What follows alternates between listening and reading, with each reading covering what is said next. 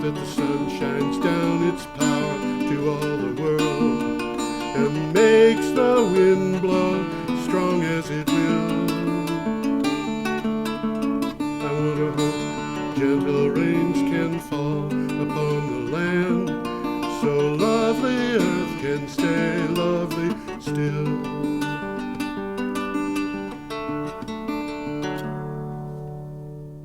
Good day, ladies and gentlemen. You have accidentally, I'm sure, tuned in to Energy Week with George Harvey and Tom Finnell. This is Tom Finnell, famous engineer, and I am George Harvey. And in the background is our logo. Isn't that nice? I am a refugee. I don't know. We've seen it before, but I didn't know I didn't know you knew I had it up there. Ah, okay. I didn't know it was up there. Just in case everybody wants to see it, I'll bring it up quickly. You want the coal mines? You want coal? We own the coal mines. Yes, that's right. It's solar power isn't feasible. Now let's get back to the show. Solar power isn't feasible. And Tom is a refugee from the electrical engineering community, and I am a refugee from the North Pole. So, you can tell by the beard. By the way, I want to announce to everybody that I am going to get a haircut sooner or later. Okay. Maybe we go in together, we get a discount. I bet I get a bigger discount than you do. No, I don't think I would, actually. It probably is more work. So here we go. We're talking about energy. Every day I get up at about 3:30, 4:30 in the morning and do quite a lot of research on energy, and I put together a blog called geoharvey.wordpress.com. And I also write for Green Energy Times. And I get a lot of information, and we just kind of come in here and chat about it. And Tom helps me out because he's very knowledgeable, probably knows a great deal more than I do. So here we go. This is the news from the 9th of May. According to a spate of recent scientific studies from the United States and Australia, the shale gas industry has generated another formidable challenge. Methane and radon leakage 3 times greater than what was expected. That comes from resilience. Here we go. We're up here. Oh wow! Look at that. That is That's a it's a gas field. Gas fracking field in Utah. In Utah, and each one of those little things that you see is an oil well, a gas well. Is a gas well. They look like so many pimples on the face of the earth. Oh well. Yeah, you read what you got, and I got a couple of notes relative to that right here. Okay. You want me to continue reading with the next one? Yeah. Okay. Oh, you keep talking about this one if you do. Well, no, I'm done unless you've got something to say. Well, I got a few things here. Why don't you say it? Yeah. Do it. This study comes from Australia, where they're fracking too. Yeah. And it turns out the study studied both the U.S. and Australia, and methane and radon leakage is 3 times greater than they said it was. And they say here, if natural gas is to be a bridge to a more sustainable energy future, it is a bridge that must be traversed carefully. Well, yes. And what they're saying here is the reason why this is happening, it's been happening, we've just been denying it. Underreported emissions. 12.5% is reality. They've been saying it's 1.5%.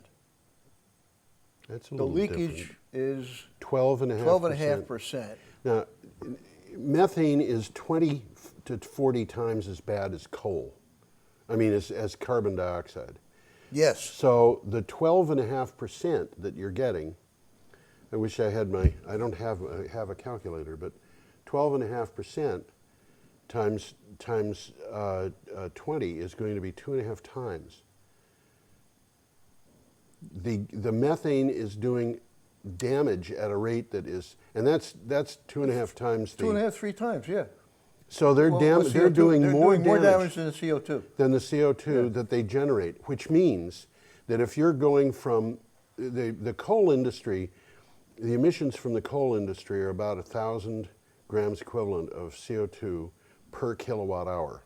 Okay. And from the natural gas industry, If you're talking about just a conventional natural gas plant, it's about 600. So it's a good improvement. But if you're going to do 2.5 times that 600 from the leaked methane, A lot and then of what you're gaining is lost again. well, not just a lot. It means that fracked natural gas is probably 3 times as bad as coal. It could be. Because you've got to add in the CO2 from what is burned. Yeah. That's not good news. And basically, they're lying about it. And what they said, the way they're getting out of it here, is they've been studying the areas that the gas companies are telling them to study. Yeah. Right. Okay. And it intrigues me here because this gas that's leaking is gas that the gas company could be selling if they could capture it. Well, they're flaring off 35% of what they capture in many places. Mm-hmm. Well, So, I guess one of the problems is they don't have the mechanism to get all that gas to market right now. So they're not aggressively pursuing capture. very strange. Okay, this is what's going to save the earth, ladies and gentlemen. We'll have an endless supply of natural gas from fracking. So we'll be able to destroy ourselves quickly. And that'll save the geological foundations that are left, I guess. Next item, I guess, is this. Grid managers want to know the power will be there when it's needed. Demand response provides a measure of security as consumers can switch off power-using equipment or even switch on generating stations to balance the grid. Now, this is part of the whole thing about the smart grid. Yeah. Basically, what it says is the grid managers can say, okay, the energy that we're using right now is pretty precious. So we have to be careful to conserve it. This would be something that would typically happen on a hot summer afternoon, where everybody's running an air conditioner, and that really cuts into the power supply in the United States, is that use of the air conditioner. So they can say to people, okay, we've got a difficult situation here, and I want to shut down all of the non-vital equipment. And a person, for example, could say, well, my air conditioner is vital, so I'm going to program that on my smart circuit to keep running. But the freezer in the basement is not vital, because I know that it can be off for hours before or even a day or two before any problem develops.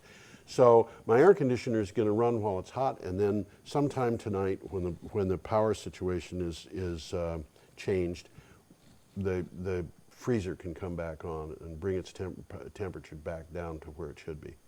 When they got this all working right, all of that's going to be incentivized.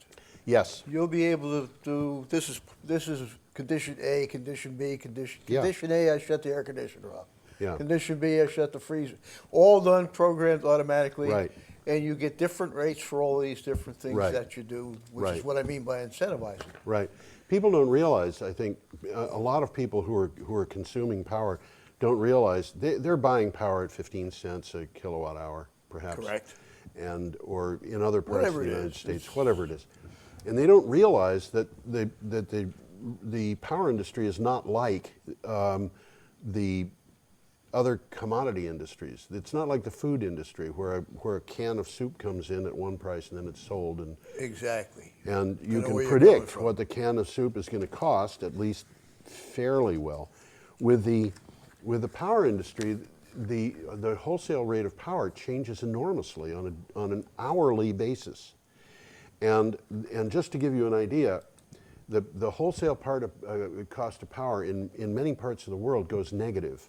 In the U.S. Midwest, it goes negative when there's low demand and it's at night, for example, and the wind generators are just generating power. Which if it's going negative, it means that somebody can get paid for that power. That's right. You use the power, instead of paying for it, they pay you. That's right. And so if you had equipment, and if you were buying wholesale power, you have to be a wholesale purchaser. But if you were buying wholesale power and you just said, okay, I'm going to use that power to heat this tank with 1 billion gallons of water in it, and just let it be, you would be paid to do that. Exactly. Or you could more usefully say, I'm going to use that power to generate hydrogen. And then you could keep that hydrogen until someday when you say, okay, now I'm going to do something with this hydrogen, and Yep. I'm going to combine it with CO2 that comes out of a power plant and make methane from it, which I can sell as natural gas.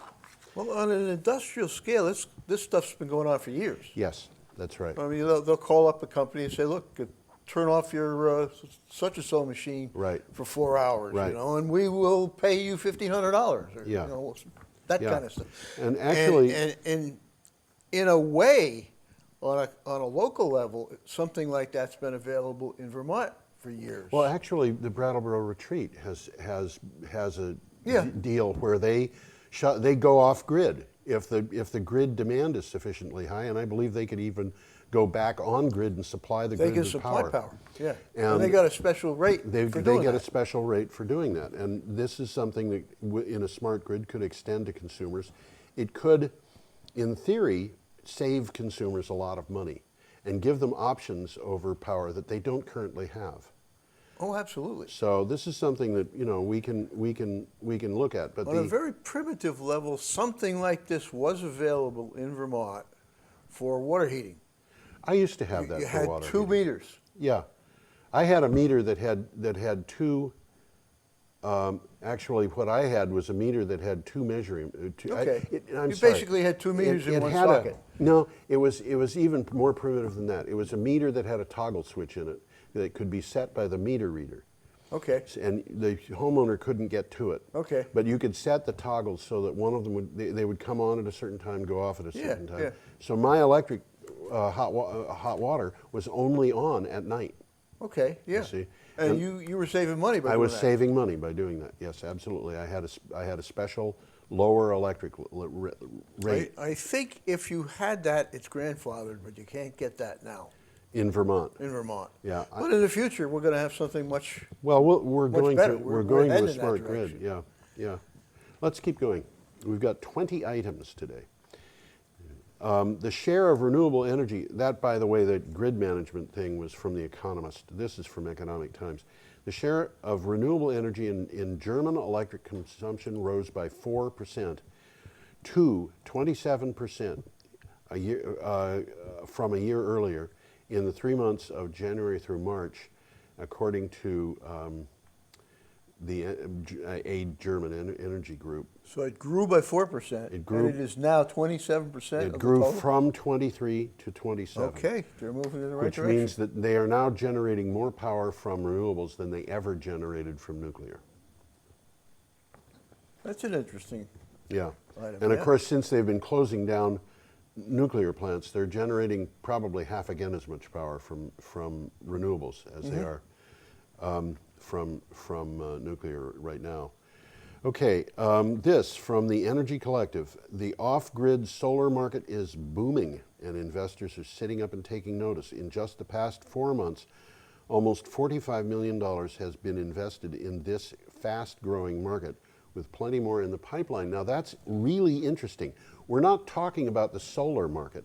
We're talking about the off-grid solar market. This is electricity, and I believe this is worldwide, for people who are not grid tied. So if you know people in Vermont who are off grid, Nancy Ray Mallory, who's the editor of Green Energy Times, is off grid. The people who are off grid, and that includes people in very, very poor communities in Africa and India, places like that. This is a very fast growing market, and it is not contributing to global warming At all. appreciably. Yeah. That was the 9th. On the 10th, from The Independent, we got this. The UN's top climate change official says it is critical for all political parties to put aside their differences and unite in the battle to prevent catastrophic climate change. She says the political right, she says the political right should see global warming as what she calls a huge business opportunity. And that's a problem, as we can see, that there are people in the United States, who want to deny science. And it's you know. I can't believe they're serious. They are. Well, they're acting serious. I can't believe they believe it. Well, yes. It's the pocketbook that is determining what they believe. They are very serious about telling the story the way they want to see it.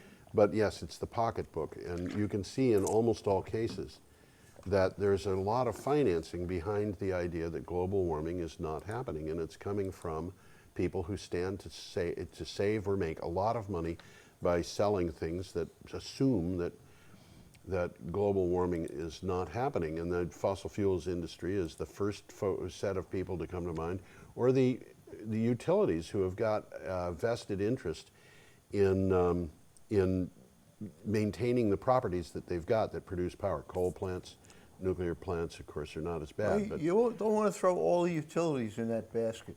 Some of them are very progressive, and some of them are just That's right. got their feet in the sand and they ain't moving them. That's right. And some of the ones that own generating facilities are progressive. And you know, it happens that Green Mountain Power really doesn't own an appreciable amount of generating facilities, so they can afford to be progressive about power generating. And Well, they got to buy it from somebody. They do. That's and right. they'll just as soon buy it from their customers as buy it Absolutely. from some nuclear plant down Again, we're talking about a situation where the power rates are high during the daytime. That means they're high at the time when solar energy is produced. So if they have to pay extra for a net metering program, they're usually buying that power that they're paying extra for at a price that's below wholesale. You see? Absolutely. So if they're paying 25 cents per, I don't know what they're paying, but if it's 25 cents per kilowatt hour for power that they're selling at 15 cents, it sounds like they're losing money. But they're not, because their alternative is to buy the power at 40 cents or 50 cents or 60 cents. Or $1.50. Or $1.50. Highest price of power I've seen, $110 per kilowatt hour. Okay. And that, ladies and gentlemen, was because a baseload power plant went down unexpectedly. That can't happen. Oh. You know, it really appalls me. People talk about renewable power as being unreliable. Unreliable. I got news for you. There are very few things in this world that are a worse match for demand than baseload power, because they have to keep running 24/7. They have to keep running 24/7, even if nobody wants the power. Yeah, they can't turn them on and off with a switch. That's right.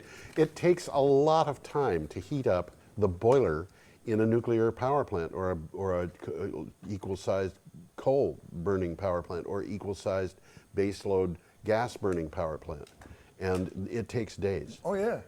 And this some is of not a the tea traditionally reliable sources of power, like hydro, Yeah. are, at least as we speak in the West Coast, showing that they're not reliable anymore. Absolutely. There's yeah. no water in the streams. There's no water in the streams. That's right. So you can't sell power if you haven't got water, if you're a hydro plant. Okay, that was from the Independent. Now from Clean Technica, we have this still on the 10th of May. According to tweets from the American Wind Energy Association conference in Las Vegas, and I love this. Prices for the purchase power agreements, the utility scale solar, for a utility scale solar averaged just over 5 cents per kilowatt hour in 2013. Utility scale solar is producing electricity for a nickel. Yeah. But, okay. But, now, just to show that Tom has been on vacation, so he might not have read this. Excuse me. For utility scale wind, the average power purchase agreement for 2013 was 2.1 cents per kilowatt hour. And this is like long-term agreements, aren't these they? These are 20-year agreements. Yeah. Wow. Now there's a couple of things to comment on here. One of which is that these sources of power are being subsidized to 2.3 cents per kilowatt hour by government. Yep. That's very important. That means that the solar power would have been 7.3 cents, and the wind power would have been 4.4 cents. However, 4.4 cents is still only about 70% of what you would pay for a PPA for natural gas. Mm-hmm. And guess what? The price of natural gas is going up. Well, the other side of those subsidies is these places wouldn't be being built if it weren't for the subsidies. Yes. Now, once they're built, the subsidies are going to go away. That's but right. they're going to stay. They're going to stay. Actually, their subsidies are going to stay for as long as they're in business. But because those subsidies are guaranteed over the long term. Forever? Or Well, no, they got there's a period of 20 years. They have a period of 20 years or something. But nevertheless, and by the way, how long does solar panels last? Nancy Ray Mallory asked me to look this up. The first grid-tied solar power in France was put up in 1992. It was a small array. It was less than 1,000 watts. Okay. But it was grid-tied. You might say that it was experimental, but it wasn't special. It was standard off-the-shelf Kyocera panels that went into it. And on its 20th anniversary in 2012, one of the things they did to kind of celebrate that they had this thing on grid for 20 years was to test its power output. And This will be a good one. the power output had declined to 91.7%. Okay. Now, if that were a standard straight decline, it would mean that that particular array would still be producing power at 65% when it's 100 years old. Mm-hmm.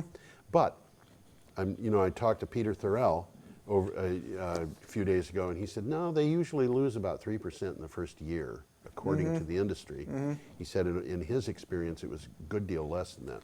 And then after that, they lose power at a standard rate, which means that in probability that those panels, when they're 100 years old, will be producing at something like 75% of their original. Something different is going to happen, though. Yeah. Technology is moving so fast that these are going to be replaced before they expire. I think that's just possible. because it's going to make more sense economically. Yeah, I think that's possible, yes. Yeah. And one of the things that the Sunshot Initiative is the U.S. government's attempt to bring the price of solar power down below $1 a watt installed.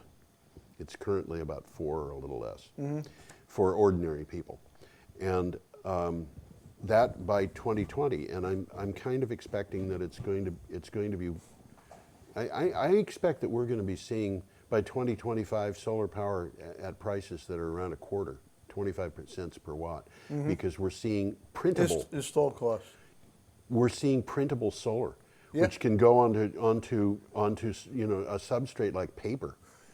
So what do you do when you've got to that point? It won't last. They're working in a lab on the solar panels that grow themselves. Yes, that's right. They're working on solar panels that you can install on fabric so that you can wear it on your back. Oh, I got one here. This is okay. This one here. I'm bringing it up really quickly. Okay. We're looking through a solar panel. Oh, okay. Not really. It's a demonstration. Yeah. But the point is that these solar panels coming out are window glass clear. Yes, and not only that, but they can be colored, so you can make stained glass windows using solar panels. They're talking about solar windows can be applied to all four sides of a tall tower, generating electricity using natural and artificial light conditions and even shaded areas. Oh my gosh. And We it's have all to keep organic. going because Organic materials dissolved into liquid. yeah, I mean, every time I turn around, somebody else has a new invention. absolutely. We have to keep going because otherwise you weren't going to be able to show your LED video. Okay, what was that? That was the that was this. Okay. Well, now we saw this. We want to talk about that. Yes, I think that's a good idea. This from Industry Leaders magazine. President Obama urged U.S. businesses to curb emissions and to reduce environmental threats that are causing climate change. He announced a series of carbon-reducing steps which are designed for private companies to boost solar power and promote energy efficiency. And my recollection is that he did that in a Walmart store. I think you're right. Yeah. And Walmart, by the way, same time said that they were going to double the amount of energy they were getting from solar. Well, last week I showed a roof of a Walmart plant. You and sure they're doing it all over the place. They are. That was They're not doing it because they're good guys. No. Okay. On the 11th, let's get away from Walmart. On the 11th, we got this from Press TV. More than 10,000 protesters have taken to the streets of Berlin to protest Members of one of the largest environmental NGOs called BUND have said that the German government is endangering the energy transition with their new policies. The German government is saying, wait a minute, the energy transition is costing too much. Let's back off. That doesn't make sense. Well, that's what the American press is saying. That the Okay. Really what they're doing is they're saying it's costing too much for big businesses that are threatening to move out of Germany. So let's back off on what it costs. Now that makes sense. Well, let's back off on what it costs them. And meanwhile, the American press is saying the price of power in Germany is excruciating. It's 40 cents a kilowatt hour. And it's going up because of the energy transition. And the German people are taking to the street and protesting because of the change. They're not protesting because it costs 40 cents per kilowatt hour. They're protesting because the German government is favoring German industry. Okay, so the German people. But they want to go back to that transition that they already had in place. And part of the reason for that is because the beneficiaries of this transition are very dispersed democratically through the population. And it's got to the point where it's approaching 50% of the people are getting reduced rates because of the energy transition, even though the rates have gone up. And the reason is because the rates have only gone up for non-participants. Aha. Okay. So you can save a whole lot of money by just participating. You join the club. You join the club and you invest a little bit and you get that off your energy bill. And it's good for a long time. And you know, there are towns, communities, co-ops, you name it. There's all kinds. Between farms and small businesses and individuals, we're talking about the ownership of level of renewable power in Germany being up into the 60-some-odd%. A lot of it's community-owned and cooperatively owned. Yeah. Right. Yep. But an enormous amount, a third of it, is just individuals. Individuals, rooftops. People with rooftop solar. Okay. Same day, Walgreens store in Evanston, Illinois is going totally off the power grid and generating its own electricity. This is a pharmacy. After installing 800 solar panels, 2 wind turbines, and geothermal technology, and it did not say, as I recall, whether that geothermal was energy or heating, and I'm quite sure it's heating because energy would have been very expensive. The store will produce 28% more electricity than it needs. I'm not sure if that qualifies as being off-grid. I'll bet they're putting that extra energy onto the grid. They're not throwing it away into the air. But their thinking on this was they wanted to have a store that was not going to go down in an emergency, because an emergency is when you need a pharmacy. A pharmacy. Yeah, makes sense. Right. So that was from the Murfreesboro Post on the 11th, but now on the 12th, manufacture of a new black silicon wafer can reduce the cost of manufacture by 23.5%. The pilot batches produced wafers of 15.7% efficiency, and this is expected to improve with mass production becoming about the same as current wafers. There it is up on the screen. Ah, there you go. And of course, one of the things about this is that these silicon, the monocrystalline silicon wafers last a very long time, and I believe this is one of them.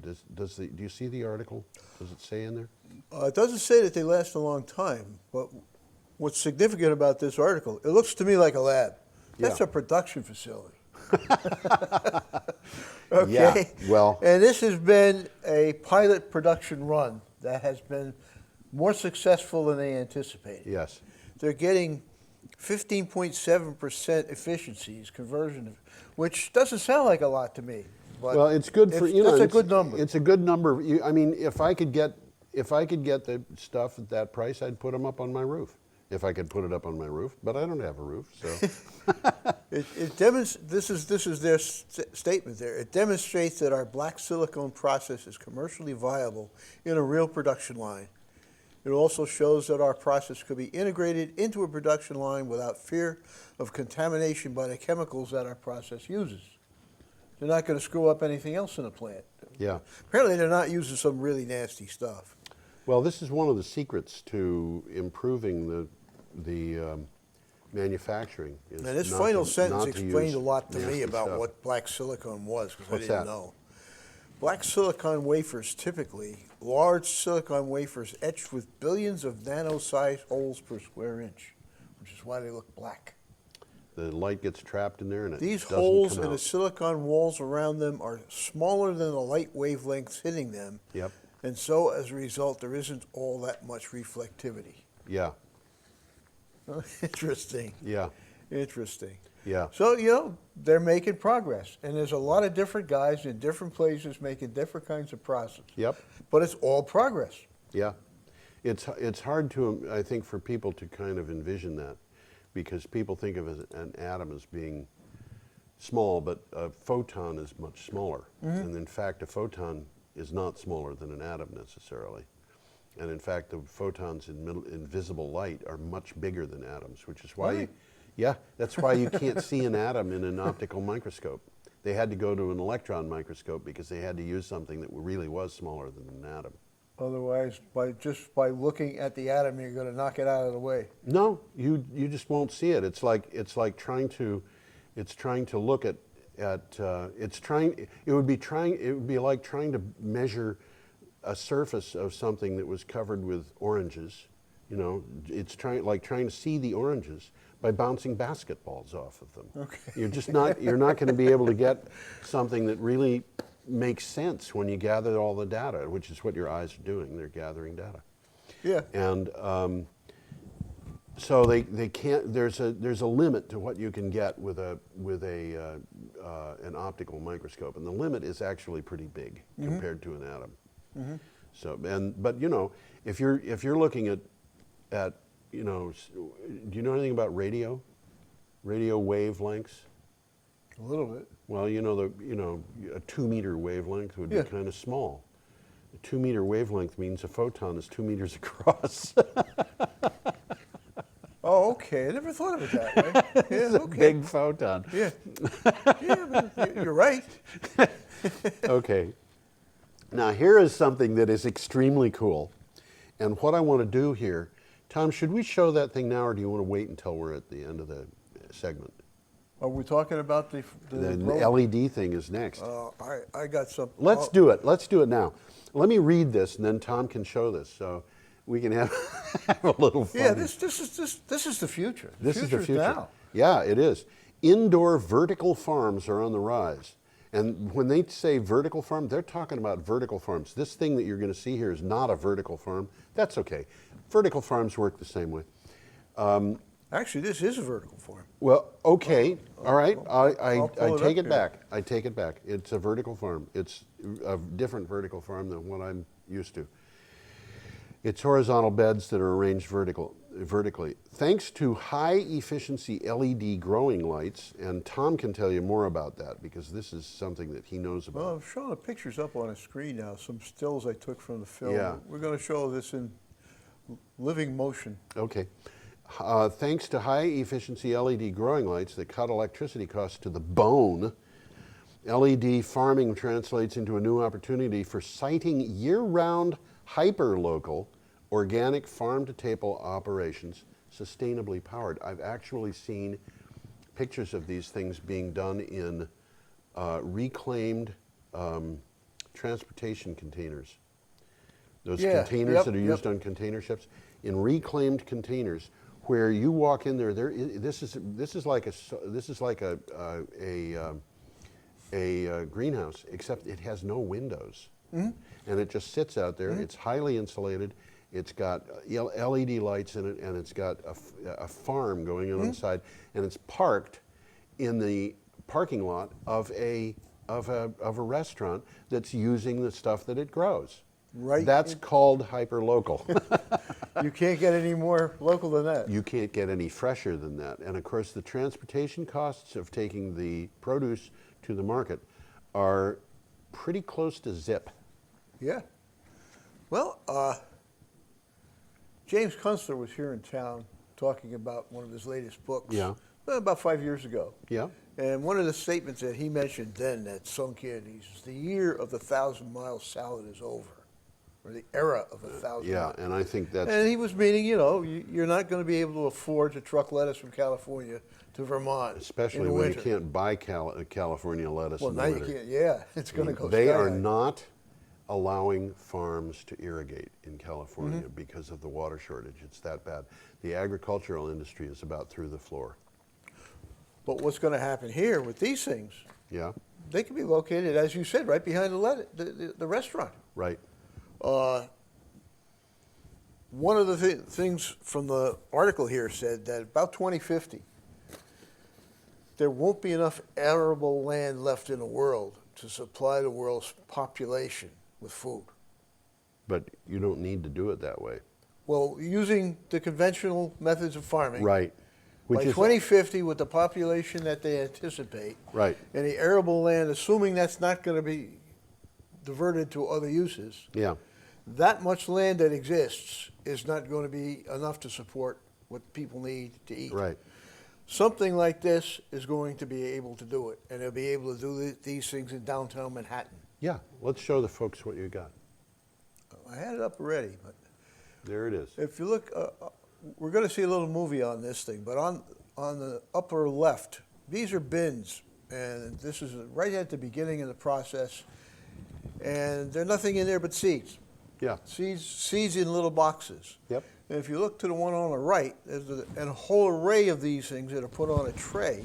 Yep. All of this is being done by machinery. There's Yep. no people visible. Yep. And it's going into those bins that you see on the right. Yeah. And if you notice the bins, they're bigger as they get higher because the Okay. plant grows. Okay.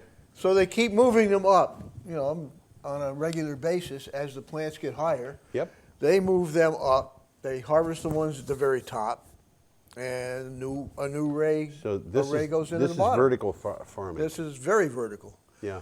Down in the lower left is what they look like, and I was wondering why are they so pink? And it explained in the text, and I just let out a great big duh. Plants are green because they reflect all the green light. Yeah. They don't use it themselves. Yeah. But for photosynthesis, they like blue, they like red, they don't like green, and that's what these guys are giving them. Philips Lighting is behind them. Philips is a giant Dutch electrical manufacturer who about 20 years ago bought Westinghouse's lighting division. Okay. So what you see now under the Philips brand is Westinghouse. Okay. Also interesting, as a sideline, as a side explanation, what you see under the Westinghouse brand is not Westinghouse. Some guy bought the rights, and he's having light bulbs made in China, and he's selling them as Westinghouse. Oh my gosh. Up on a very close to the right is a little bit of a close-up as to what those lights are. And you can see there's a blue one, a red one, a redder one, another blue one. And these things can be programmed to provide the exact right spectrum of light for the particular species of plant you're growing. Right. Lettuce is going to take a different formula of light Yeah. than broccoli. Yeah, and it'll And probably they'll customize these. and they things. can change it too as the and, plant and grows. they can program these lights. Yeah. So these guys are so far ahead of Yeah. anything I thought possible. Yeah. And I'm just ebullient about it. Well, we'll go into this some more. You wanted to show a little video on this. That's going to come up right now. Okay, here we go. We'll try and Do we get have it on the sound phone. on this? Philips. Wow. I hope I don't people think can- you can hear the sound. It's just sound effects. There will be 25 billion more, 2.5 billion more in 2050. This is what I just said. Yeah, I'm reading this. So Yeah. yeah, so the people will have sound. 80% of them will be living in cities, and 70% more food is required to feed them. I don't think the sound is going out on our That's program. okay. You know, And this is where they can build them. this is where they can build them. Downtown Manhattan. I don't know that that's Manhattan, but Looks like it to me. no, all cities look alike to me. You know, it's kind of like, what are you going to say? I think we're advertising Phillips here, but since it's Well, not for pay, it's totally legal. Okay.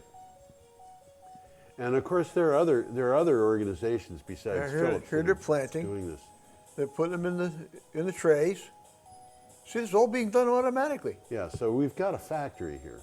Absolutely. And there they go into the grow room.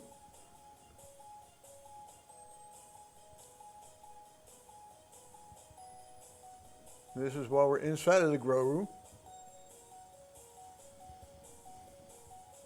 And they're showing you different grow rooms on different levels. See, Yeah. they're getting bigger. Yep.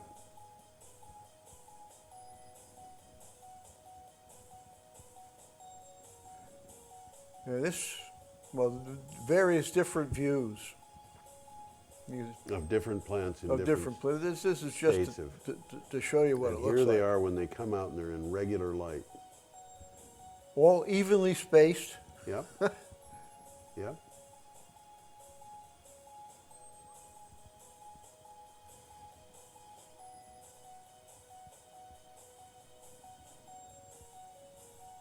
Now look at that. Yeah. And it's all organic. If that's what you want to do, it can be, certainly. And that includes the, you could fertilize these things organically. Well, for one thing, they're inside, so you don't have to use pesticides. Yes. Yes, but there's another thing too, and that is you could combine other things with growing these plants. For example, this could be turned into an aquaponic garden. And in an aquaponic garden, you have fish who are producing waste, and that waste is pumped to the plants who use it as fertilizer. You're getting way ahead of me. Yeah, but it's absolutely. Yeah. All of this can be integrated. It could all be integrated. And what I have read about aquaponics, and of course this doesn't apply to vertical gardens, but in an ordinary greenhouse where the gardening is done horizontally, you can get 20,000 pounds of fish and 40,000 pounds of vegetables out of a lighted, heated greenhouse out of every acre. 20,000 pounds of fish and 40,000 pounds of vegetables per acre. Now, that's what they wanted to do at the landfill. Yeah, carbon harvest. Harvest. That was a brilliantly conceived operation, Yeah, but they ran out of money. They ran out of money, and it's extremely sad. But 20,000 pounds of fish and 40,000 pounds of vegetables per acre. It's more than I'll eat in a week. I don't think I could eat that myself, and I'm bigger than you are. So there's a lot of progress being made. There's a lot of bright people doing and there's a lot of very incredibly selfish, stupid people too. But let's hope the bright people win. The good and bright people win. Okay, that was from Clean Technica, although the video was from YouTube.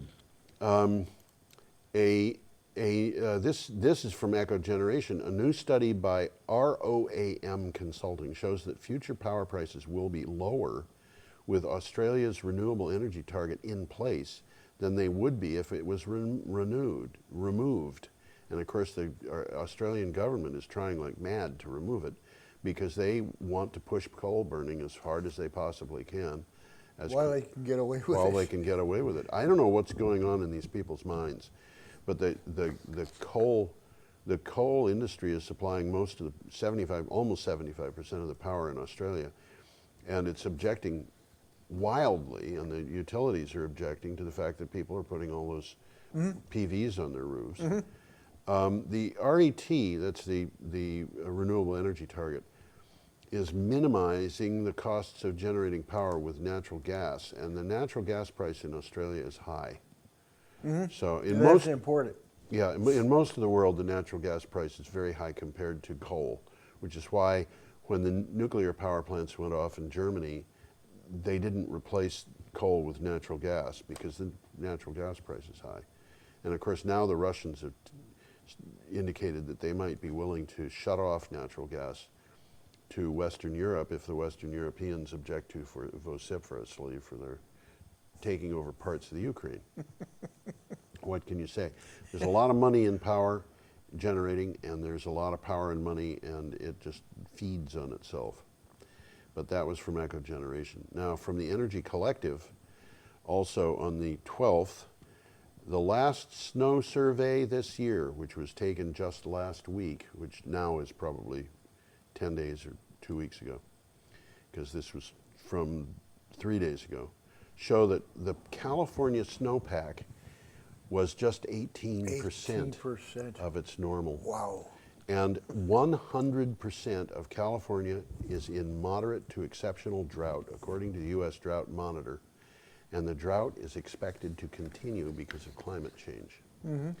And I can just see the Koch brothers sitting down to dinner one night and trying to order salad and being told, well, I'm sorry, we don't have any lettuce. And what they should do probably is invest their money in LED vertical gardens. They probably are. They're just not talking about it. Well, maybe. They may be nasty, but they're not stupid. I'm not sure. You know, I don't know how smart they are. Am I being mean? I don't think I'm being mean. Not when you've got a drought like what's going on in California. California is not permitting any of its farms, which is where most Americans get their lettuce from and other vegetables. They are not permitting their farms to irrigate. Now, what does that tell you? This is one of the big breadbasket areas, not breadbasket because they're not known for wheat or anything like that, but it's one of the big production areas of the country. They grow more vegetables there than anywhere else probably in the world. And the Midwest could easily go into another year of drought. It's not in it right now, but the Dust Bowl. Yeah. Well, if there was a way to save lettuce, I'd say to the people out there, buy a whole bunch of it now and save it. Well, there is a way to do it. Is there? Yeah, buy a bunch of seeds. Duh. Here in Vermont, we can. We can, and you can buy flower pots, and you can buy soil, and you can do all kinds of things. And I'm sure there's people out there that are watching this show who are in the farming business, and I'm sure they're already figuring out there's going to be a market for lettuce. Let's start growing. Yeah, I think there is, and I'm using lettuce metaphorically. Yeah, absolutely. But I think that in the come fall, people who have greenhouses are going to be benefiting. Absolutely. So we have to keep going. We've only got a little over 14 minutes left here. On the 13th, the day before yesterday, the complete melting of a major section of West Australia's ice sheet appears inevitable, and the process could lead to higher end-of-century global sea levels than previously anticipated, according to NASA researchers. I think you meant West Antarctica. This is called West Antarctica. Is that what I said? Yeah, you said West Australia. I'm sorry. I didn't think they had an ice sheet. They don't have an ice sheet. This is West Antarctica, which doesn't make any sense to me either. What's west in Antarctica? That's a good point. There is a section of Antarctica that is called... Somebody called it West Antarctica. Yep. And that's a difficult problem. I think that's the section that comes up under South America. It would have to be arbitrarily defined as such. I think it is. Okay, that was from CNN. Penn Energy tells us the International Energy Agency says $44 trillion will have to be spent through 2050 in order to decarbonize the energy sector and keep the average temperature rise to 2 degrees Celsius. This is a 22% increase from the 2012 figure 2 years ago because of the increased use of coal. Because they're closing nuclear reactors? No, it's because of the increased use of coal, and most of that increase is in China. Okay, China. Okay. Yep. On the 14th, yesterday, Germany has set another new record for itself last Sunday, which was, it was last Sunday. Renewable energy, which included wind, hydro, solar, and biomass, accounted for 74% of the national demand during the middle of the day when the sun was at its peak. This is from a publication called The 9 Billion, but it came originally from Renew Economy. 74% of demand was covered by renewables in Germany at that one moment. That's a lot. Well, yeah, but it sort of makes sense. Yeah. And it's a lot cheaper than turning on these little crazy jet engines. Yes, to that's peak true. power plants. Yeah. Okay, from solar industry, we are told that Massachusetts is accepting applications for its SREC 2 program, the second phase of the Commonwealth's Renewable Portfolio Standard Solar Renewable Energy Certificate Program.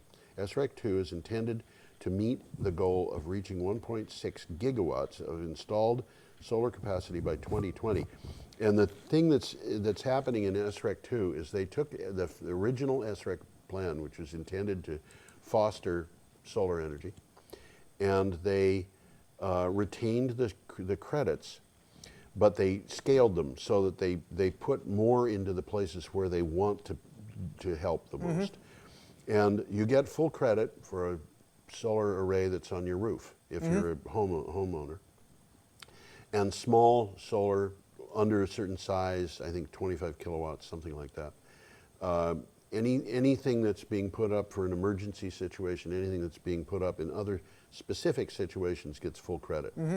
If you're building it in a smaller scale than 650 kilowatts, and it's on a rooftop, or if it's in certain other places, then you get 90%. If it's on a brownfield and one of those cases, by the way, is if you're using the power, that amount of power yourself. If it's on a brownfield or if it's on a landfill, then you get 80%. But if it's none of those, it gets no discount from or no better than the base, which is 70%. So a big solar farm Is on its own. that's out replacing the corn in a cornfield or whatever is going to get 70%, but the homeowner is going to get 100% of the credits. Well, they're putting the money where it's going to do the most good. That's what they're trying to do. Yeah. And yeah. Excellent. Yeah. Let's see. Oh, we got the wrong page there. Florida Governor Rick Scott and his cabinet granted Florida Power and Light permission to build 2 nuclear reactors and 88 miles of transmission lines in Dade County. Where I bet it never happens. I would bet it never happens. It's going to take at least 10 years, according to the article, to put that in. Various local governments and groups are expected to mount challenges. I spelled that mound, M-O-U-N-D, instead of M-O-U-N-T. That naughty me. That from TampaBay.com. And finally, today's news, 2 items, both of which are dismal. Chinese consumption of coal increased for the 13th consecutive year in 2012. China is by far the world's largest consumer of coal, accounting for 49% of global consumption. Wow, I wouldn't have thought it was that big. Yeah, almost as much as the rest of the world combined, and that comes from the Energy Information Agency of the United States government, the DOE, which, by the way, provides a very large number of very bad numbers. Really, their projections for the future, forget it. Don't try to bank on that. Is it due to incompetence or due to politics? It's neither, really. It's because they've got formulas that they have to follow, and the formulas cannot take into account on anything unless they know it's going to happen. And so the result of that is if you say, okay, what's the future of wind power going to be like? They say, well, it's going to be a curve that looks like this, and the curve goes up, and then it goes flat. And why does it go flat? Because they know that there's going to be that much, but they can't take into account any change in prices, any change in support, any change in anything. And so everything that they project goes flat. So it's just not good numbers at all. It's not good numbers at all, but they've got this basis for doing things that they have to use. And I don't know whether that's an internal thing or it's imposed on them by law or what, but that's what they do. Yeah. So if you get a projection from the EIA and it says coal is going to be 40% of what we're using in 2050, forget it. It's meaningless. It's meaningless. Okay, and the final thing is, despite international efforts to shift to cleaner and safer fuels, Turkey's ruling Justice and Development Party government wants to double the share of the domestic coal energy production. I think that has changed since that was written. Really? That was today's news. Well, they just had a huge coal mine explosion. They announced that after the coal mine explosion. This is an interesting piece of the worst in serendipity. their history. Yeah, it's an interesting piece of serendipity. And not good, this is kind of evil serendipity. The coal mine explosion is happening, and these people have got their plan all produced, so it's ready to go. And the coal mine explosion happens, and what are they going to do? They're not going to derail their plans on a moment's notice. So, and that coal mine was apparently worse than anybody projected. Mm-hmm. The original number, 200 people killed. Well, there's a bunch of people they don't know about. So I seem to remember when I was a kid, coal mine explosions in the United States were fairly common. I think they were. And you haven't heard of one in a long, long time. Not in the United States. You hear in the States. Just talk about the United States. You hear about them in China a lot. And it's distressing that the Turkish government can't see its way clear to use less expensive forms of energy. I mean, the air pollution in China is so bad that they've got 7-year-olds coming down with lung cancer of the type that you get from smoking. And that really kind of says, this is not good. These little kids are dying of lung cancer because the air pollution is so bad. Now, the World Health Organization says that 7 million people a year worldwide die as a result of air pollution. 7 million. Die from the results of air pollution. Wow. And a lot of that is in developing countries where people are still using things like charcoal for cooking indoors. And, no ventilation. Basic. Well, the ventilation is an open window. Or a door, Yeah, but if the season is right, if it's cold outside, whatever, then the shade is drawn across the window or whatever, and you've got the buildup of carbon monoxide, and that is air pollution. Mm-hmm. Carbon monoxide is air pollution, and if you look at the other things, the 3-stone traditional cooking from the Yucatan, well, they do that. If you do it inside, which a lot of them do, that's a source of air pollution. And if you're breathing, even if the fire is good and you're not breathing carbon monoxide, you still have a certain amount of particulates in the air. So it's always doing a number on your lungs. It reminds me of a thing about a woman who was found mummified in Western China a few years ago. Very interesting description of a grave. But one of the things that they said was that her lungs were black. She had been mummified, but inside her they could see that the lungs were black, which was probably from indoor cooking. And another thing that they said was that she had head lice in her hair. And when people die, the head lice leave. Mm-hmm. And so they couldn't figure that one out. And I was saying, maybe she died of carbon monoxide, and so did they. Mm-hmm. It's an unfortunate thing, but this business, the old traditional methods of cooking indoors without chimneys even. Yeah, right. The way people did things.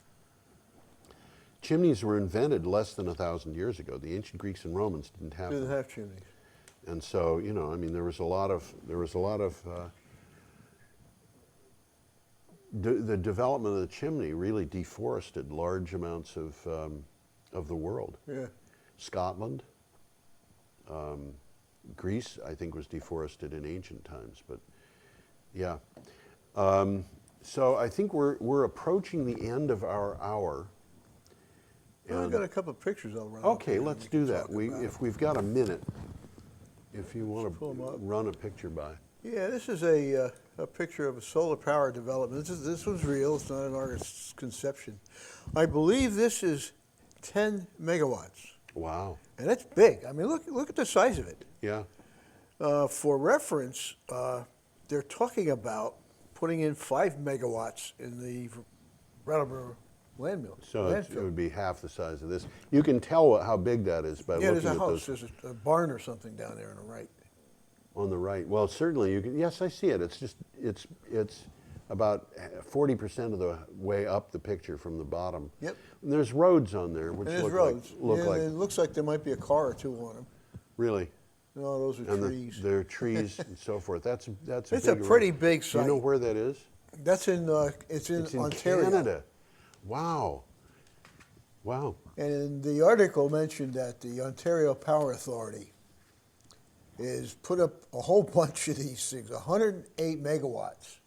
Wow. As part of this particular program, 10 solar projects. This Wow. is only one of them, and this one's built already. And you know, when I was in college, I can remember people saying, "Oh, well, you know, we can get power from sun, but it'll never happen in New Jersey." Yeah, this is another one. There's a couple of ones here that are related to colleges, and this one has to do with divesting. Oh, yeah. Stanford University became the first major U.S. university to divest from coal. Yes. There's a picture of some of the campus activists Yep. that were behind pushing this. Yep. And this is the beginning of, I think, a very large movement. Yeah. We should say goodbye to our broadcast viewers. I think we're going to keep going on the webcast. I think So- we got about a half a minute Yeah, left. so bye, everybody. Goodbye, everybody, and Thanks look for for the joining. rest of this on the website. Yeah, absolutely. We got a little bit more to go. Yeah, we do. You know, We Bring have 'em right a back lot up. of stuff. Oh, there's the kids again. yeah. I mean, this is Divesting from coal, but not from fossil fuels. that's what this article's about. Yep. Yeah. Yeah, And one step coal at a is time. coal is well, of course, we identified fracking as possibly a good deal worse than coal, but coal is the worst traditional fuel we've got. You can burn wood, by the way, and have it be extremely clean. Yeah. Well, you can probably burn coal and have it be extremely clean. yeah, but it's it more takes expensive. the profit out of it. Yeah, it's more expensive. This They other one is also college kids. Penn State won a collegiate wind competition. Wow. There was about 30 colleges involved, and this is a picture of the winner. And it doesn't look very impressive to me, but I read about it, and it's very, very sophisticated. Okay. It doesn't look it, but it is. You have to take my word for it. Okay. Another one, this isn't a picture here, but it's a story about we don't know what is normal anymore. It's about confronting extreme weather on U.S. farms. Yeah. Climate change is bringing more frequent and more severe weather challenges, unlike any that farmers have seen before. And already farmers are feeling the effects. And we already talked about that in California. Right. But it's going to affect every farmer in the world, probably. Probably, yeah. Countless scientists agree, countless, that climate change will affect every part of our food system, from crop yields to food processing and distribution. Yep. More dry days, more hot nights will stress already limited water resources. And this next one says, ironically, when it does rain, it'll pour, Yeah. exacerbating soil erosion. Right. Farmers will need to confront new challenges from weeds, diseases, and pests. And it goes on. I'm not going to read the whole thing, but it basically saying a lot of this is stuff you guys used to do before before chemical fertilizers and stuff Right. like that. You knew how to preserve the land. It became cheaper and easier to use these other methods. They're not going to work anymore. They're not going to be available anymore. When they are available, they're going to be more costly. They're not going to be as effective. And go back to the past and see how you used to maintain the soil, Right. build up the soil. Right. Now, I've told you about the carbon farming technique of rotating cattle through fields. Have I mentioned that? I don't This think is you have. Just but an example of something that's going on in Vermont. The traditional way of raising cattle, dairy cattle typically, is that you have a small herd, you put it in a field, they eat the grass. When the grass is down to about an inch tall, you say, okay, they're not going to get much out of this, and you move them into the next field. And then when that they gets, do that in Ireland today. yeah, and when they've grazed that down to about an inch tall, you move them into Move the to next another field. All right, so here's the thing. The cows would really What they like is the top part of the grass, not the bottom part. Yeah, they're not fools. Yeah, and actually when they get down to the point that they're eating grass that's an inch tall, they're eating basically stubble, but they're also pulling it up by the roots in many cases, and that means that they are chewing on the roots, and that means in turn that they're chewing on a certain amount of sand, which is doing a number on their teeth. And cows die if their teeth go bad because they can't eat anymore. Makes sense. So basically, you know, the cows are happier if you say, okay, now that you've taken the grass down to 6 inches tall, we'll move you into the next field. But not only are the cows happier, but so is the grass. Yep. And the grass that's 6 inches tall and has not been damaged down to the roots can put up its upper parts again very quickly. Quickly. Yeah. Now, yeah. what this means is that the cattle can go through the 3 fields, and you can have a larger number of cattle on the same land because the grass recovers faster, and so they've got more to eat. It's almost counterintuitive. It isn't. Yeah, it is, Almost. isn't it? Yeah. But it also means something else, and that is that the grass, as it's recovering, is putting its roots deeper. So that instead of having roots that go 3 feet down, it can have roots that'll go up to 15 feet down. It's sequestering carbon. And that is sequestering carbon. Yep, That is yep. exactly correct. That's why the grass in the Midwest was able to build up topsoil that was as much as 15 feet thick. And you know, when I was living in Illinois, 15-foot thick topsoil. yeah, when I Wow. was living in Illinois as a child, I remember that a developer put up a house, and in digging the foundation of the house, which had a full basement, they never broke through the topsoil. Now, that has been largely destroyed by the plowing that's being done, which prevents, you know, and the corn, growing corn, which the roots don't go down. And so basically over a period of time, the soil in the Midwest has been very badly degraded. There's probably still topsoil down there, but it's not on top anymore. Yeah, that may be. But the thing is that the carbon farming in Vermont, people have been able to get better yields while sequestering carbon. And that sequestration has actually earned some of the farmers in Vermont, I'm told, carbon credits that they could sell. Well, it sounds valid to me. You're doing it. Absolutely. Yeah. Yeah, and as you get into, you know, as we get into a period in which, honestly, I think there's going to be a limit to how far we can go with agribiz. Maybe the agribiz in the future is going to be mostly in cities where they're doing vertical farms. Well, a good significant amount of it is going to be, because from what we saw, that stuff's ready for market. Well, not only that. They're going to be building that stuff right now. Yeah, not only that, but in an aquaponic system, you only use 10% of the water. Because the water doesn't run into the soil and it doesn't run down the stream. It stays in the greenhouse. You use it over again. You use it over again. And you know, this is a And the fish fertilize the plants. the fish fertilize the plants, and the plants clean the water for the And the fish. plants clean the water. So you've got a really good system here. You scratch my back, I'll scratch yours. Exactly. And you need a certain amount of power, electric power, to run the thing. But Which can be provided by solar. it can be, well, I mean, my landlady and I have a greenhouse, and we have 350-gallon tanks in there, one 100-gallon tank and one 300-gallon tank, and we have to populate those with fish. We've been experimenting with breeds of fish, and one of the breeds that we really like is goldfish, which they lay eggs. They, you know, and you had four goldfish in the tank yesterday, but now there's 55. You know, and there's a few other breeds of fish that are really nice, and the amount of growth that the fish put on from the amount of food they're given is extremely high. And in some cases, you know, when the fish have babies, we don't feed the babies. We put the babies in a tank where they can go around and find their own food. And the tanks have algae growing in them. They have little tiny crustaceans growing in them, things like that, microorganisms, and the fish, these baby fish, which are in some cases... They find their own food. They find their own food. In some cases, they're only 1/8 of an inch long. And they look like just hairs with 2 little eyeballs on them. And, you know, there are various other kinds of fish that will do that. Golden shiners, which are minnows. So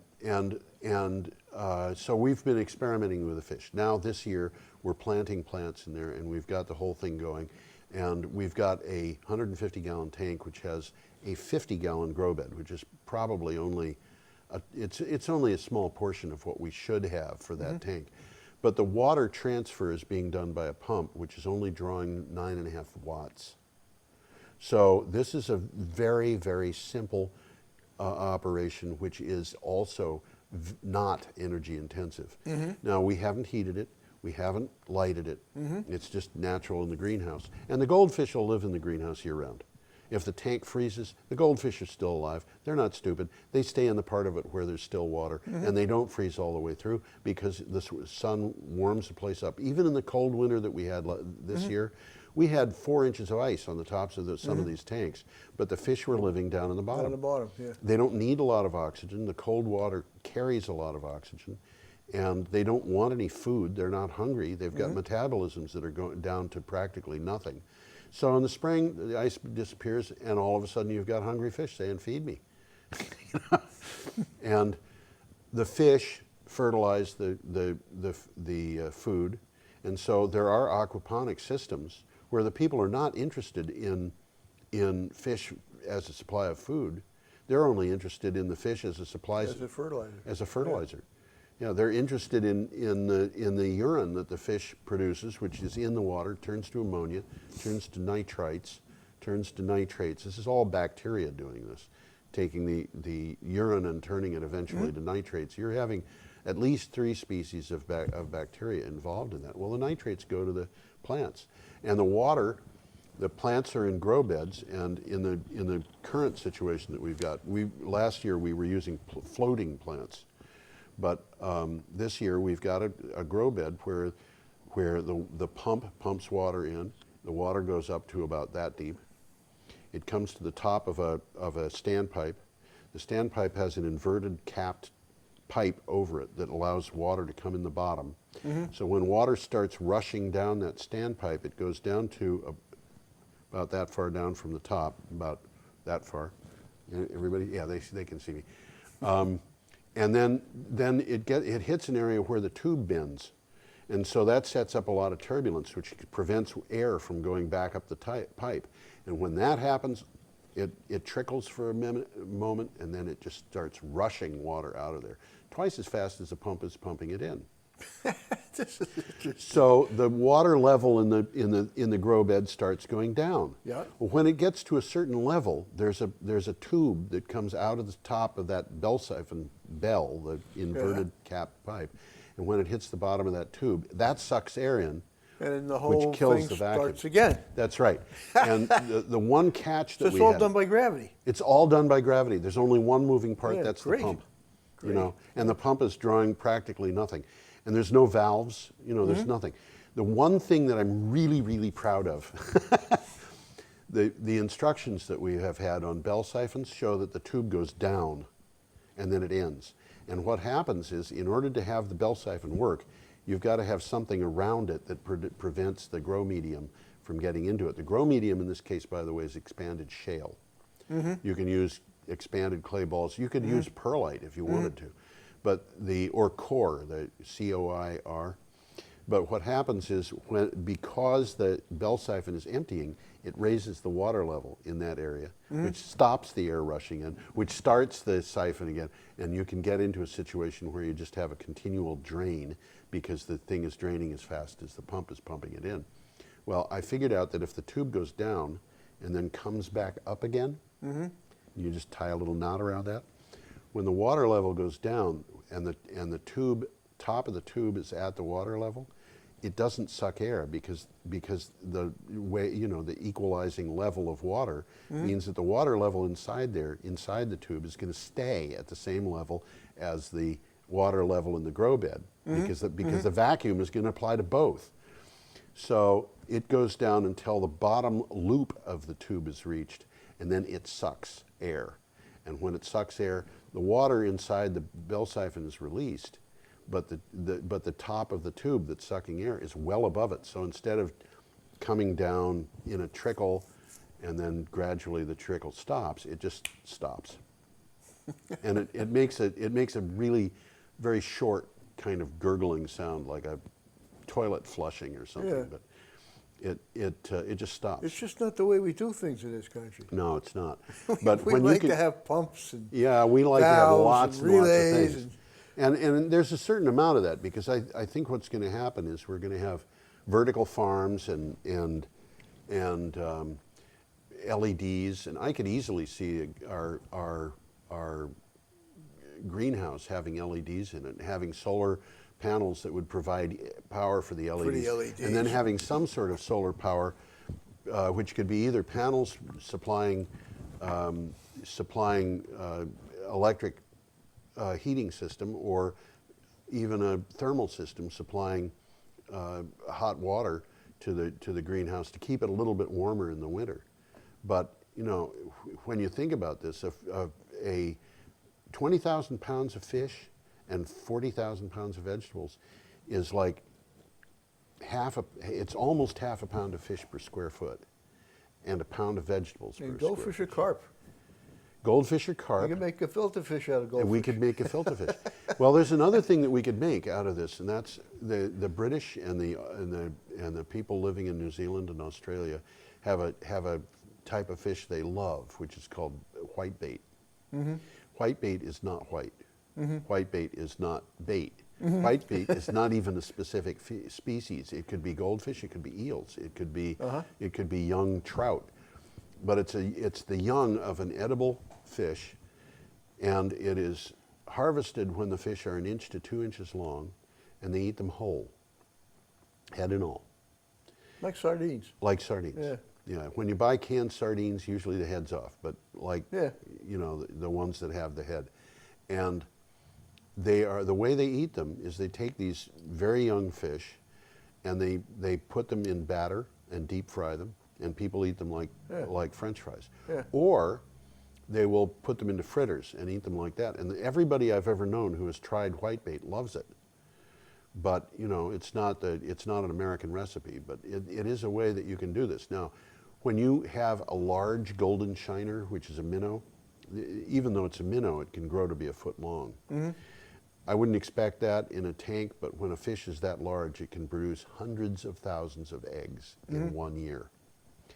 And you know, I knew of a fish farm in New York State where they sold golden shiners, and they're fairly inexpensive, but they sold the fry, which are going to be like 1/8 of an inch long. Mm-hmm.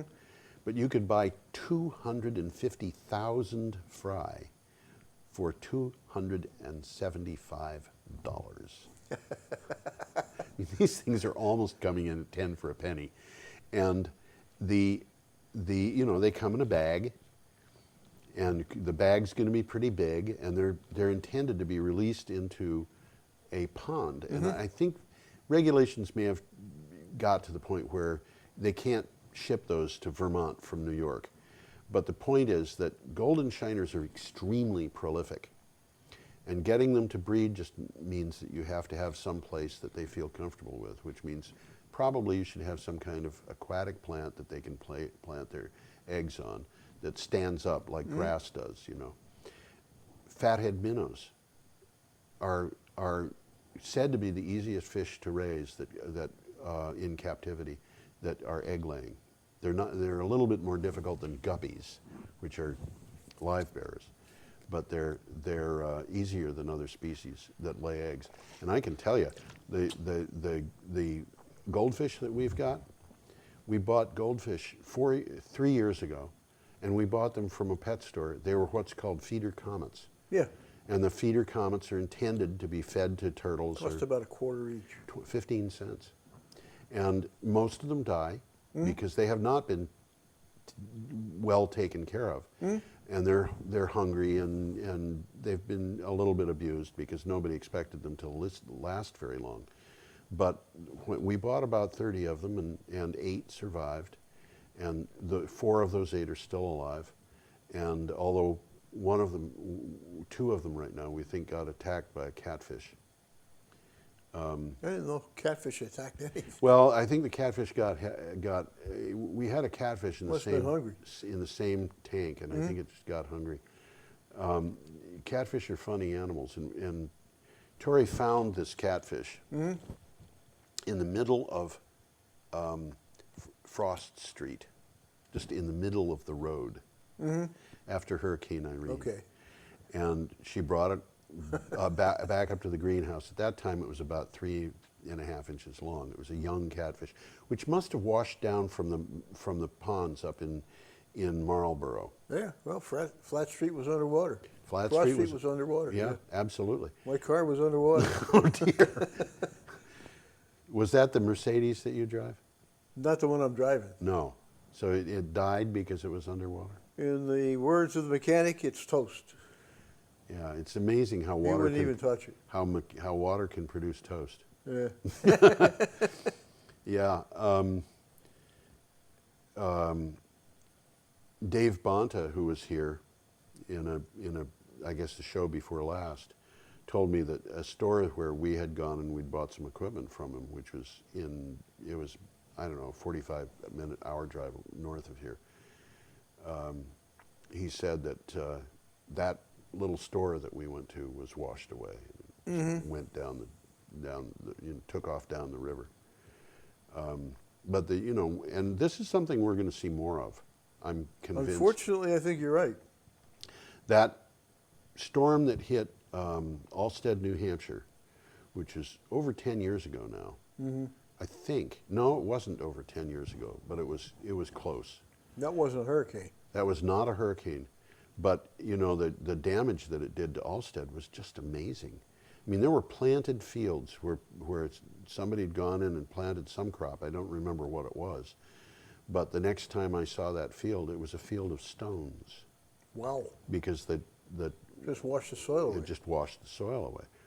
And, I remember going through Alstead and seeing an area that had been a field next to the river, which was not, the water hadn't washed the soil away, but it had stripped all the vegetation off. And that area had 3 or 4 piles of automobiles in it that were just destroyed cars that I don't know if they'd washed down the river and been picked up and put in piles or what, but there were 3 or 4 piles of automobiles.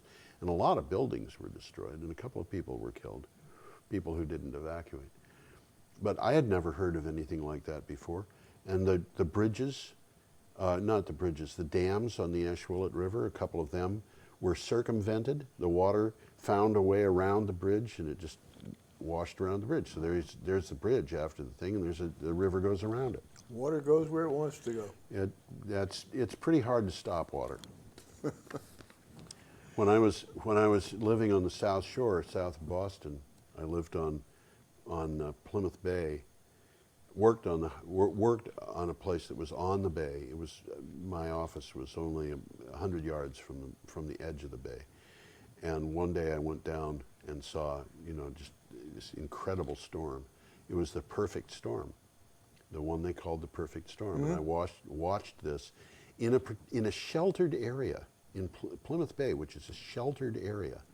The waves were heavy enough that they washed stones out of a seawall, and those stones were dressed stones that I would say were probably 18 inches high and 2 feet wide. The storm was moving them. And the storm was moving them, and maybe 5 feet long. Wow. And these things weighed, I'm sure they weighed tons.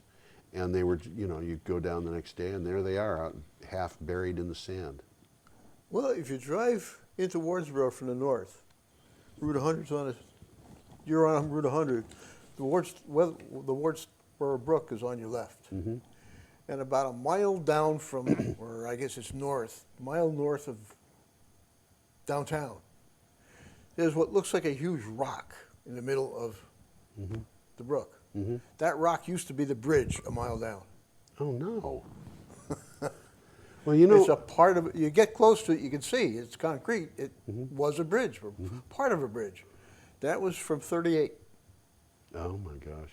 That, well, at least that's what people tell me. That was part of that bridge in 1938, and it got moved by that hurricane a mile Well, you know, down the river. the only reason why the pyramids and the Sphinx and so forth in Egypt survived in the condition they did was because of the climate. Because it's Look so at dry. Yeah, because look at the pyramids that were in the Yucatan and so forth. They're in nowhere near as good shape, and they're usually completely They're all covered with green things green and stuff things. like that. Yeah. Talking about things like pyramids, here's a source of power that, as far as I know, nobody is trying to harness. What in the world is that? Well, I think that's Thor, the mighty god of thunder. Well, no wonder nobody's interested in harvest. He's got a whole bunch of lightning bolts in his hand. Yeah, and he's also got a very big hammer. You don't want to talk to him. I haven't heard of anybody trying to harness lightning, and I don't know if it's harnessable or not. You know, it's. That's an interesting question. Someday somebody will probably do that. You know, I'll bet somebody does that. Somebody figures out a way to harness lightning. I'm sure there's people thought of it. Yeah, but Didn't Ben Franklin try to do something like that? He tried to cook a turkey, I think, and succeeded in cooking himself. But the article here that accompanies this picture is interesting. You've talked about demand response. You were talking about it as part of this show. There's a company in London called Kiwi Power. Okay. And what they're doing is they're buying surplus capacity or leasing it, from factories, hospitals, schools that have standby power and stuff like that. And they're buying the right to turn those things on. Ah, yes. Instead of these people exercising them, which they have to do every once in a while to make sure they're working when they want them, these guys are exercising them and selling the power. And they got somebody else that is contracted for the power. So what they've done is they've told these people, you have to exercise your generating capacity right now. Anyway. Yeah. What we're going to do is we're going to tell you when to do it. Yeah, exactly. My goodness. They're kind of brokering the power. I mean, there's more than one company in London doing this thing. That's amazing. Actually, it's not amazing. It makes perfectly good sense. Kiwi, this is the way they say it here, Kiwi buys the right to use standby diesel generators in hospitals, government buildings, and elsewhere. Rather than waste fuel by testing these machines every week, these institutions let Kiwi's technology switch them on when the grid requires. Simple. Yeah. Smart grid. That's what it is. That's exactly just another. right. And there's no reason why an ordinary person who had some sort of smart technology couldn't sell power on the grid. I mean, if you think about it, the daytime, the nighttime lows, the low cost of power can really approach zero. Well, it as goes you already below said, it zero. can be negative. The daytime highs in peak demand times can go 50, 60 cents. Can go very high. Yeah. They can go above that. Yeah. They can go into the dollars. But when you get a big city in a hot summer week, yeah. And the utilities are contractually bound to provide the power. Yeah, at a fixed price. At a fixed price, so they already know. They worked it into their business plan as they know they're going to be paying for this. Yeah. If they can buy it cheaper, they're ahead of the game. Yes, that's right. And if you happen to be the person who sells it to them, you're ahead of the game. You're ahead of the game. And if you're buying that power for close to zero, if you're buying it for 2 cents per kilowatt hour, actually, it's going to be $20 per megawatt hour. And somehow saving it.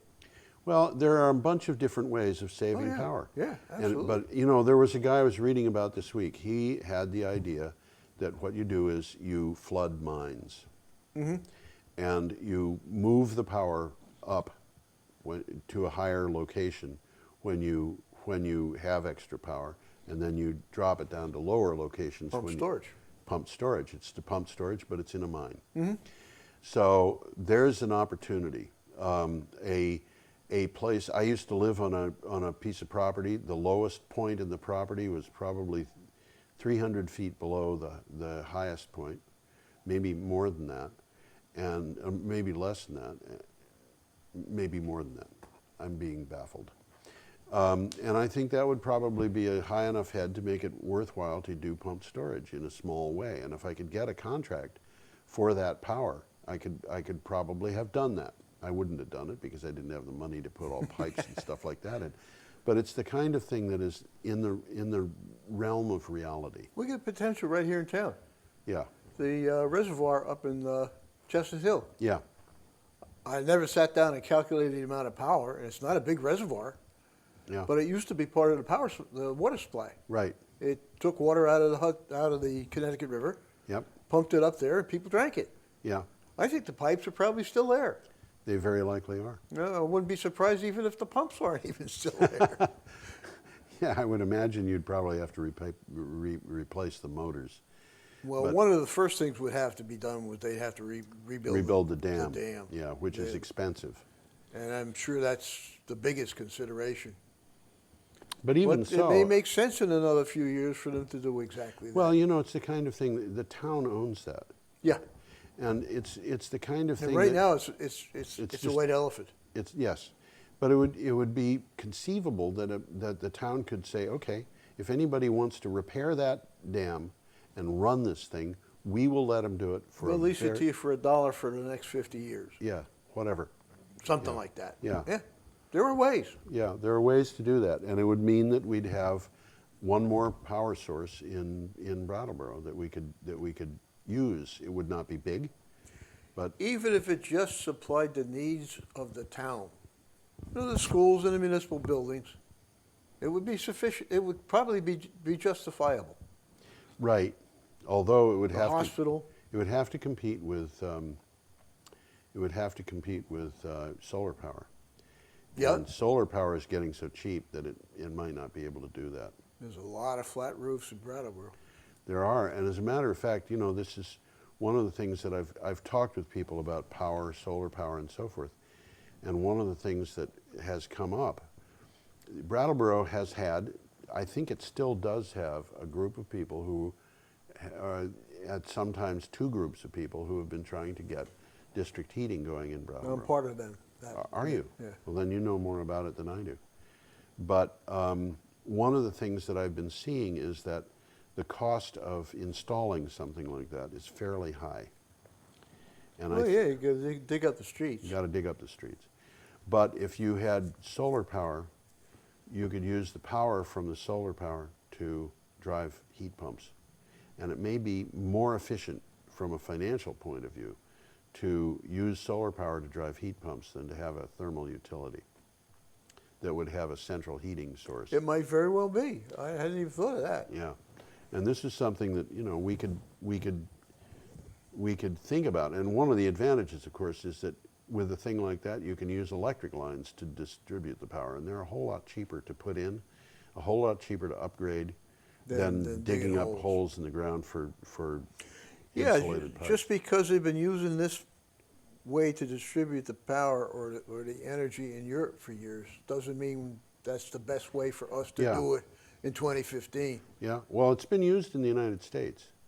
Mm-hmm. I used to teach at a private school, and all of the buildings on the school campus, with a couple of the outlying houses, almost all of the main buildings that were on the school campus, the schoolhouse, the dining facility, the library, the dormitories, all of them were supplied from a single boiler. Right. A lot of campuses do that. Yeah. I got a friend that does exactly that for University of Rochester. Okay. And that's how we got into this. Yeah. Matter of fact, I sent you an email that he just sent me.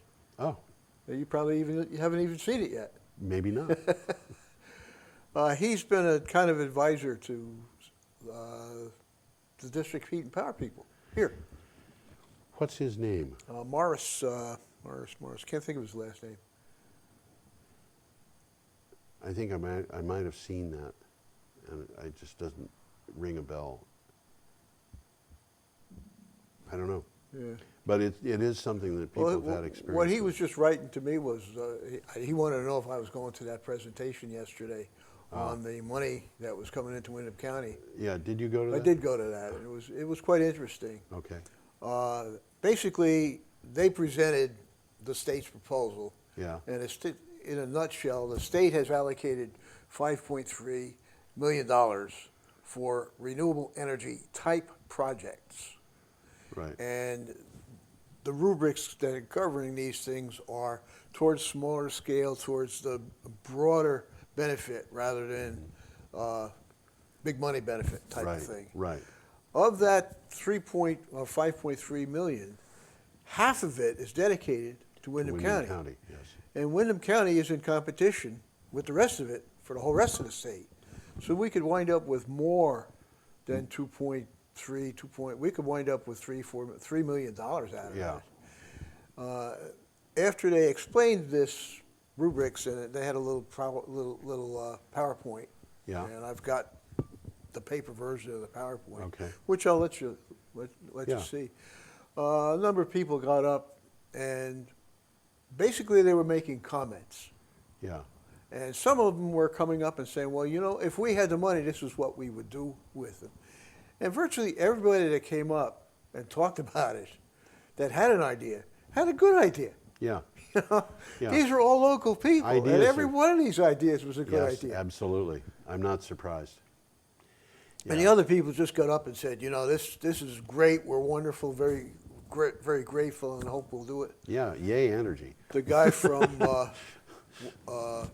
the dump there, what's it, this Windham Southeast, Wind and Solid Waste District. Solid Waste. He was up, he's got some ideas. Yeah. Has inherited the gas recovery. Right. And he says there's 250 watt generators there we aren't even using anymore. Mm-hmm. There isn't enough gas left.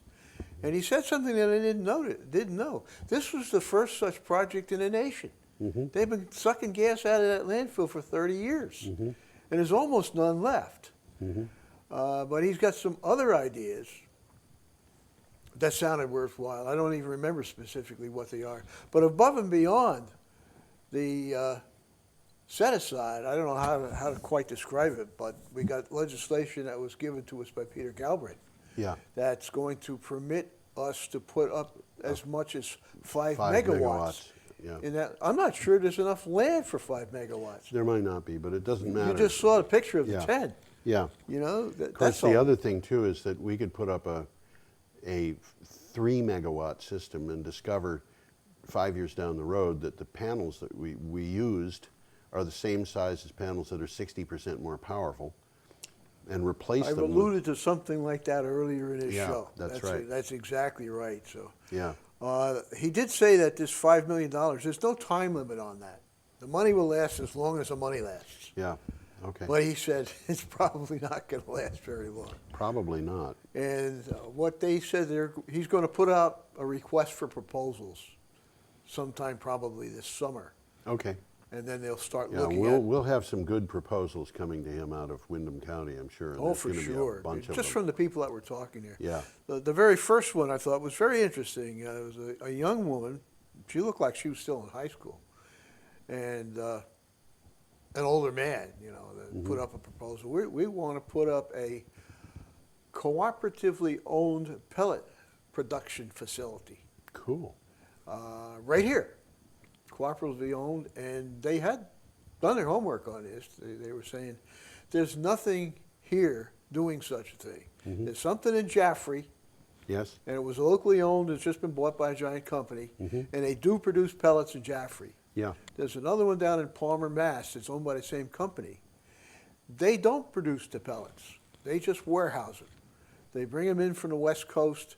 Palmer happens to be on a CSX railroad, so they probably send unit trains, you know, full of West Coast wood pellets. Yeah. And one of the things they pointed out, if we build the pellets here, we're going to sell them locally, even though the market is much greater if we exported them.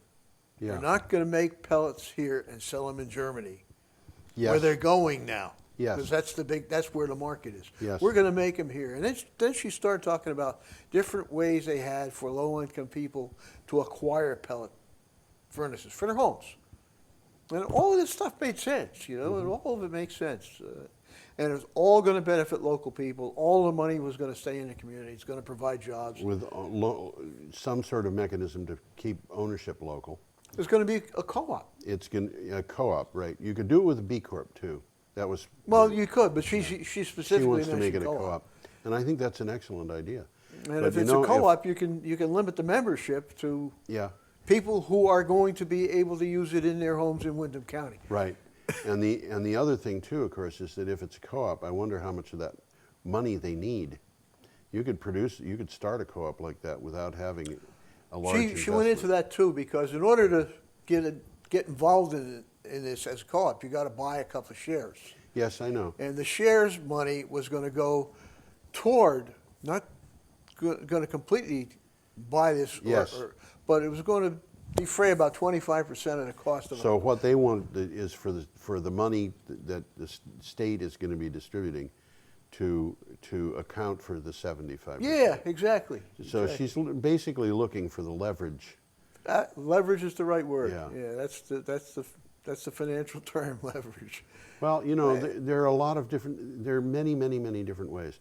People, I tell people there's more ways to get power than you can shake a stick at. A woman got up and she's not involved. She was just tossing the idea around. She said, I haven't heard anybody talking about microhydro. Do you suppose she heard about that from our show?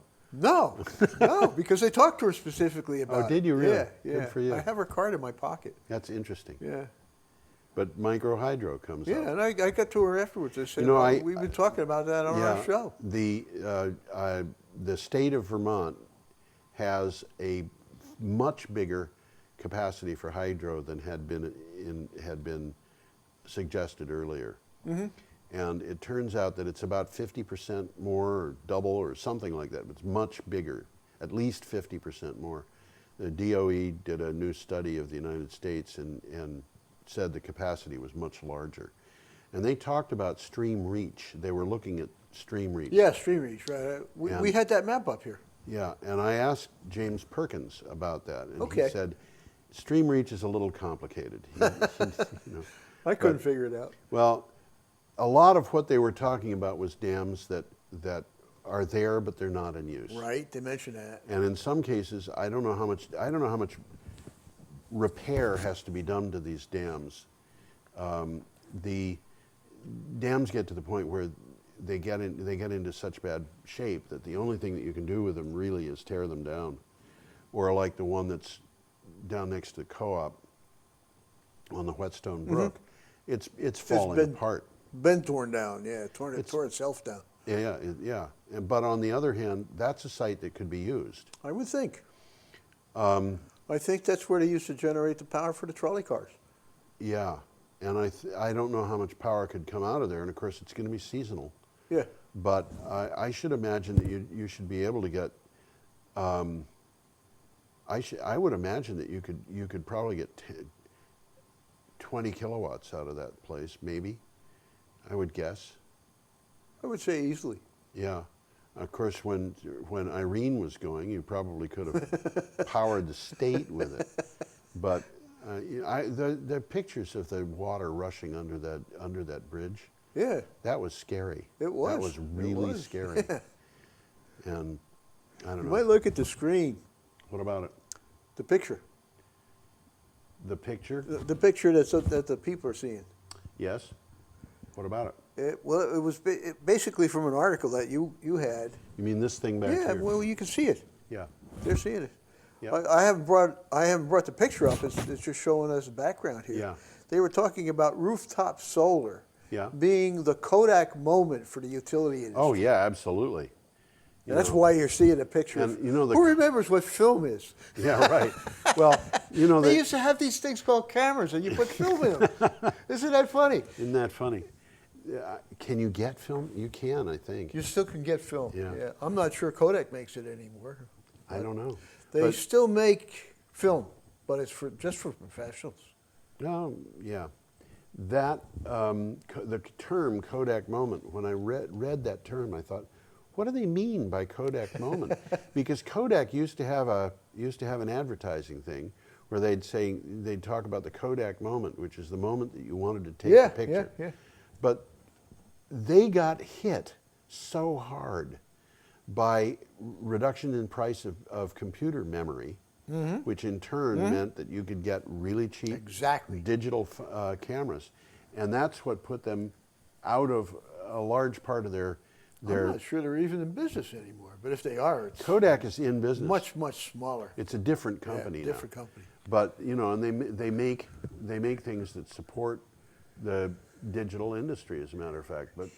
But the Kodak moment, you know, I think that they're talking about is the in very much the same way. The price of solar power is going down so fast that today the cheapest power you can get is solar. And if you can get solar on your roof, if you can get solar in a community solar garden, then that's the cheapest. That's what this article was talking about. It's talking about rooftop solar as opposed to industrial solar. Yeah. Large-scale solar, rooftop solar. Right. And this is in Australia. Looking at that roof, we don't have roofs like that around here. But yeah, well, they're putting these things up all over the place. All over the place. Just because they make sense. Yeah.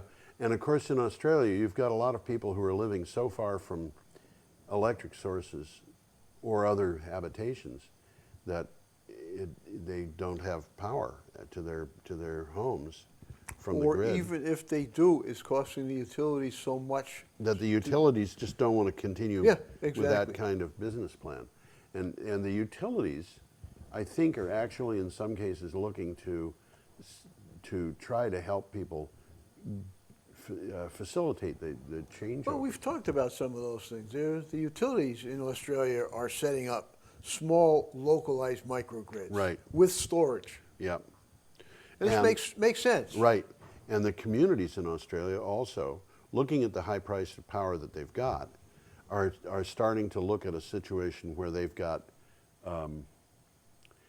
they are saying, should we go off grid? Should this entire community go off grid? Produce its own power? Yeah. Just say goodbye to the utilities. I'll just read a couple words from that article.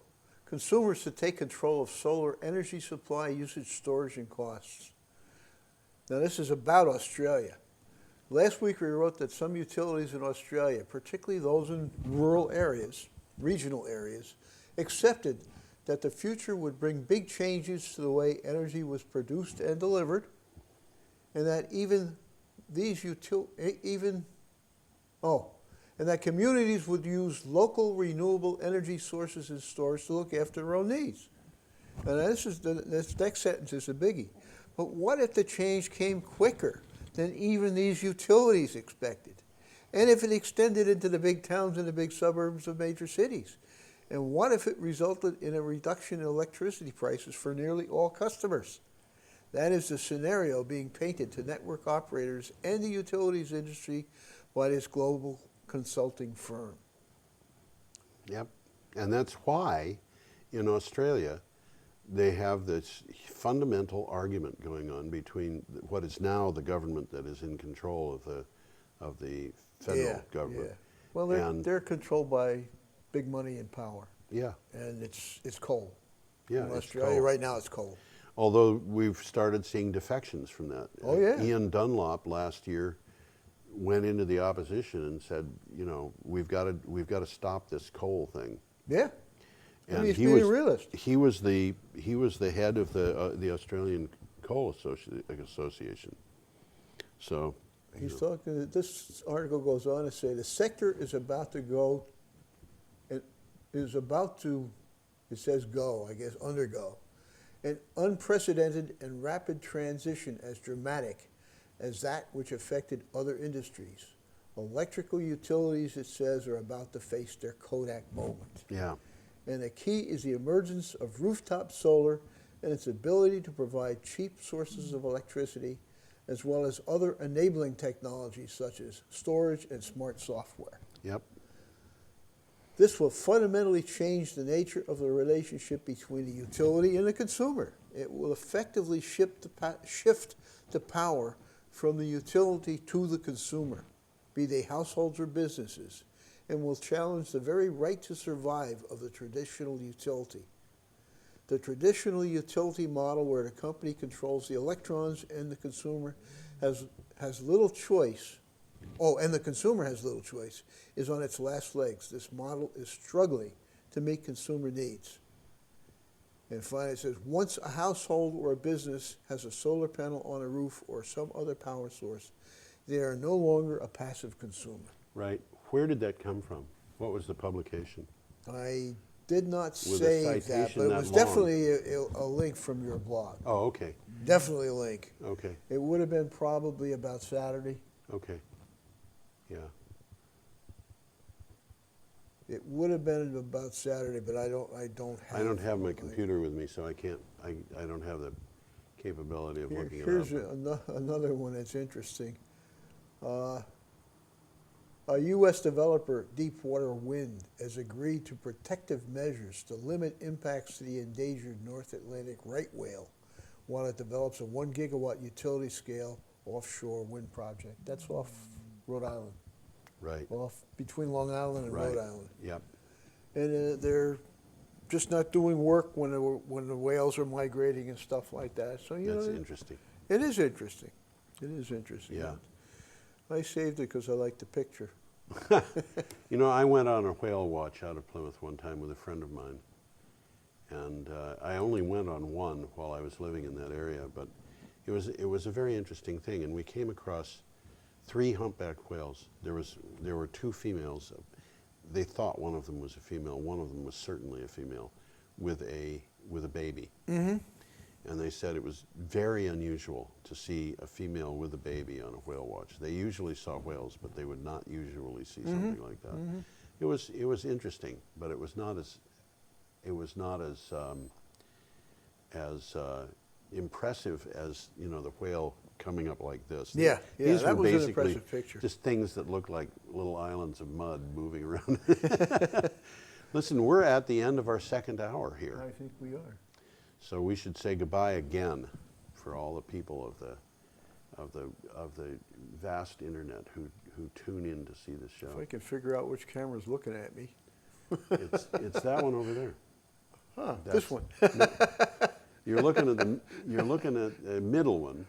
That's the one I was looking for, the one I'm looking at right now. Well, the one you need is the one on the right. One there? Yeah, now you've got it. That's right. And for me, it's that one over there. And for all the people at home, they're saying, what are those guys talking about? So we'll say goodnight. Just to explain, we got monitors we can see. Yeah. And they don't work like mirrors. And That's we're true. so accustomed to seeing things in mirrors that looking at This is one of the things about the Tesla. You know, they have cameras in the back. Yeah, yeah. But the cameras reverse everything. Yeah. So that the driver will see it the way that they normally see it in a mirror. Yeah. I think that's very makes bright. sense to me. Yeah. Anyway. Goodbye, everybody. Goodbye, everybody.